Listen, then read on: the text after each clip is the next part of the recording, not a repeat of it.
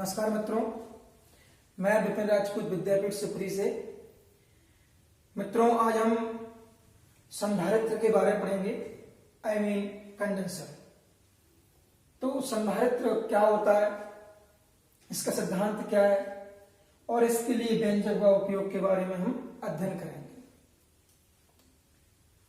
यहां पर हमने एक प्लेट ए ली है और दूसरी प्लेट बी ली है।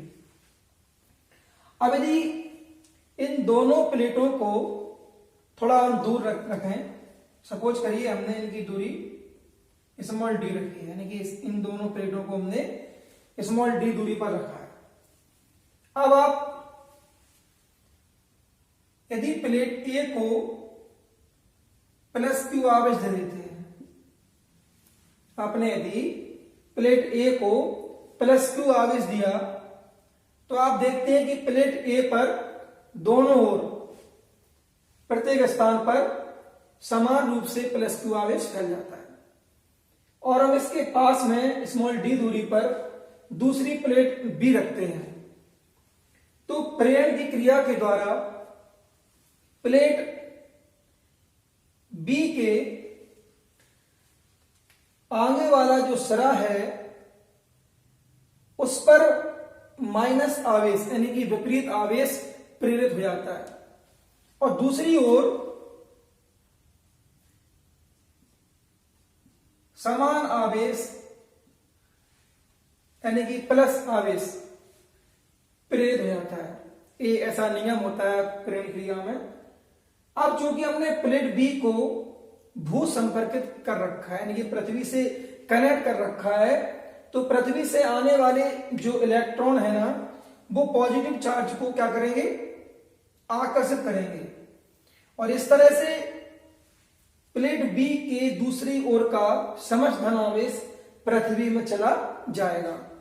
या ऐसे कह सकते हैं कि पृथ्वी से आने वाले इलेक्ट्रॉन्स इस साइड के समस्त धन आवेश को निष्फल कर देंगे, नष्ट कर देंगे। अब यहां पर हम समझाना यह चाहते हैं कि समस्त प्रक्रम तैयार हुआ है आपके सामने। ये पूरा प्रक्रम संधारित्र कहलाता है। यहां पर प्लेट ए और प्लेट बी को हम संधारित्र की प्लेटें कह सकते हैं, और ये पूरा सिस्टम दिख रहा है, ये पूरा सिस्टम एक संधारित्र है। तो यहां पर जैसे ही प्लस आवेश चला जाएगा पृथ्वी में, तो जो प्लेट बी का जो विभव है वो कम हो जाएगा। अब सपोज करिए यदि हम प्लेट ए का विभव V1 मान लें और प्लेट बी का विभव V2 मान लें, तो प्लेट बी का एक साइड का आगे चला गया। इस तरह से यहां विभव की कमी होगी, तो यहां V1 का मान अधिक होगा, V2 का मान कम होगा, तो यहां एक तरह से विभवांतर पैदा होगा। और जब विभव के मान में कमी होगी तो और आवेश देने की यहां आवश्यकता हो जाएगी। तो यहां से हमारा जो एक पॉइंट है परिभाषा का वो निकल के आता है। क्या निकल के आता है कि संधारित्र वह युक्ति है जिसमें चालक के आकार में वृद्धि किए बिना ही, हम चालक के आकार से नहीं बोल रहे हैं, हम कंडक्टर के शेप को छेड़छाड़ नहीं करेंगे, जैसा चालक का आकार है वैसा ही रहेगा। तो चालक के आकार में वृद्धि किए बिना ही उसकी धारता को बढ़ाया जा सकता है। धारता की बात करें तो धारता के लिए आप पहले पढ़ चुके हैं कि धारता का जो सूत्र है वो C बराबर क्या होता है, Q/V, यानी कि धारता C बराबर आवेश बटे विभव होता है। तो यहां हमने विभव के मान को कम किया है। जब विभव का मान कम होगा तो इसको और अधिक आवश्यकता होगी, किसकी, आवेश प्राप्त करने की, अर्थात हम इसको और अधिक आवेश दे सकते हैं। तो हमने फिर लिखा है अर्थात करके, संधारित्र विद्युत ऊर्जा अथवा आवेश संचित करने का साधन है। हम यहां और आवेश देंगे तो यहां और आवेश इकट्ठा हो जाएगा। तो सिद्धांत निकल के आता है कि किसी चालक की धारता उसके विभव को कम करके बढ़ाई जा सकती है, क्योंकि हमने यहां विभव का मान कम कर दिया तो आवेश का मान यहां पर अधिक हो जाएगा, क्योंकि ये आवेश अधिक ले सकता है। तो इस तरह से हम यहाँ व्यंजक निकालते हैं। तो आप देखते हैं कि आपने कितनी बड़ी आसानी से इसकी परिभाषा भी सीख ली कि व्हाट इज कंडेंसर, संधारित्र क्या है, इसका प्रिंसिपल क्या है, सिद्धांत क्या है। अब हम चलते हैं व्यंजक की ओर। तो व्यंजक में हम पहले बता चुके हैं आपको व्यंजक के लिए कि हमने जो संधारित्र लिया है जिसकी दो प्लेटें ले रखी हैं, ए और बी, और यहां पर विभव V1 है, प्लेट ए का और प्लेट बी का विभव V2 है। क्योंकि हम पहले कह चुके हैं आपसे कि प्लेट बी के दोनों ओर आवेश प्रेरित हो जाता है, लेकिन सामने वाली प्लेट बी के जो सामने वाला सिरा है उस पर प्रेरण की क्रिया में विपरीत आवेश पैदा होता है, और दूसरी ओर प्लस आवेश यानी कि समान आवेश पैदा होता है, और जो चला गया कहां, पृथ्वी से कनेक्ट होकर पृथ्वी में।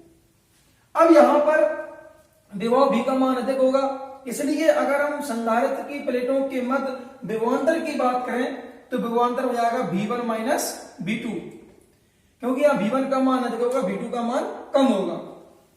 अब इसके बाद संधारित्र के धारिता की बात करें तो संधारित्र की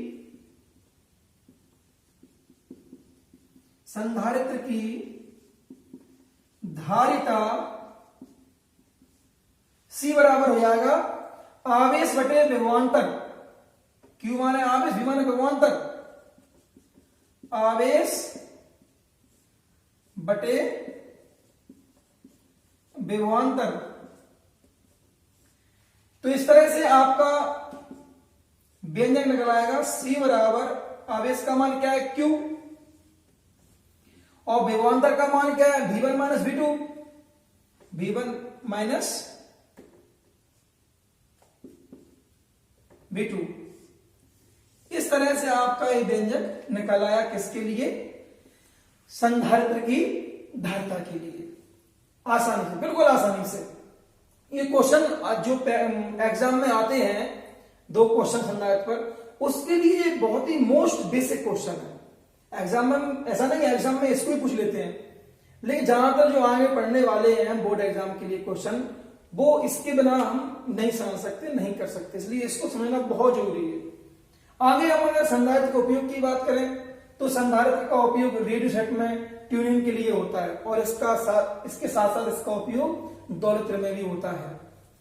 अब यहां पर थोड़ा और हम डिस्कस कर लें आगे के लिए कि अगर इन दोनों प्लेटों के बीच कुछ नहीं है तो वायु तो रहती है, लेकिन अगर इन दोनों प्लेटों के बीच हम कोई विद्युत पदार्थ जैसे मोम, अभ्रक, कागज, कांच, मिट्टी का तेल, ये हम इसमें भर सकते हैं बीच में।